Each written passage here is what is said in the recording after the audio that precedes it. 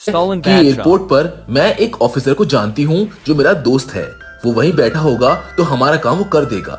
इसलिए ये सब अब उस ऑफिसर से मिलते हैं जो हैंडीकैप था और वो व्हीलचेयर पर होता है। ये अपनी बात उसके सामने रखते हैं, लेकिन वो ऐसा करने से मना कर देता है। वो कहता है कि सॉरी, मैं ये काम नहीं करूंगा क्योंकि इसमें चोरी शामिल है, और वो भी उसके लिए जो शहर का सबसे बड़ा माफिया लास है। नहीं, बिल्कुल भी नहीं।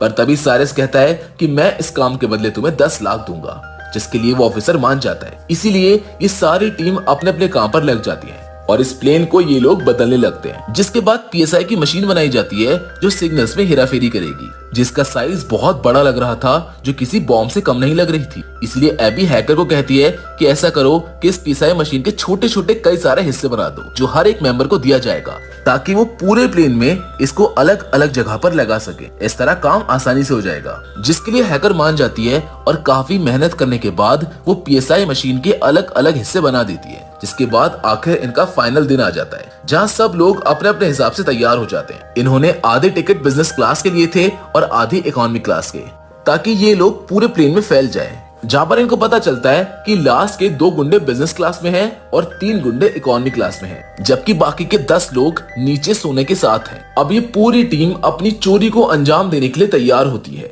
हैकर ने सभी कैमरास को हैक कर लिया होता है ताकि हर एक चीज पर नजर रखी जा सके, जबकि लॉक मास्टर ने अपने हिस्से की पीएसआई मशीन बाथरूम में जाकर लगा भी दी थी। इनका एक साथी डर गया था, इसीलिए वो इस मिशन पर साथ नहीं आया था। तब उसके हिस्से का काम एबी करती है। वो अपने बिजनेस क्लास के बाथरूम में जाकर दूसरी पीएसआई मशीन को वहां पर लगाने लगती है, पर तभी एक झटका लगने की वजह से वो मशीन छूटकर नीचे गिर जाती है, जिससे वो मशीन टूट जाती है। उसके कई सारे टुकड़े हो जाते हैं, जिससे अभी काफी परेशान हो जाती है, क्योंकि उसको कैसे भी करके उन टूटे हुए हिस्सों को जोड़ना है और मशीन को फिर से चालू करना होगा। उसको वो हिस्सा वहां पर लगाना जरूरी है, मगर अब गुंडे भी वॉशरूम में आना चाहते थे, और अगर उन्होंने ये देख लिया तो उनका प्लान चौपट हो जाएगा। वो सबको शूट करके मार देंगे, लेकिन यहाँ ठीक समय पर साइरस आ जाता है और अभी दोनों मिलकर मशीन को जोड़कर वहां पर लगा देते हैं, जबकि पायलट अपनी स्मार्टनेस से अपने प्लेन को उस बड़े प्लेन के नीचे ले आती है। साथ ही पीएसआई के एक्टिवेट होने का वेट करने लगती है, ताकि दोनों प्लेन्स का रडार एक ही सिग्नल दे। इसलिए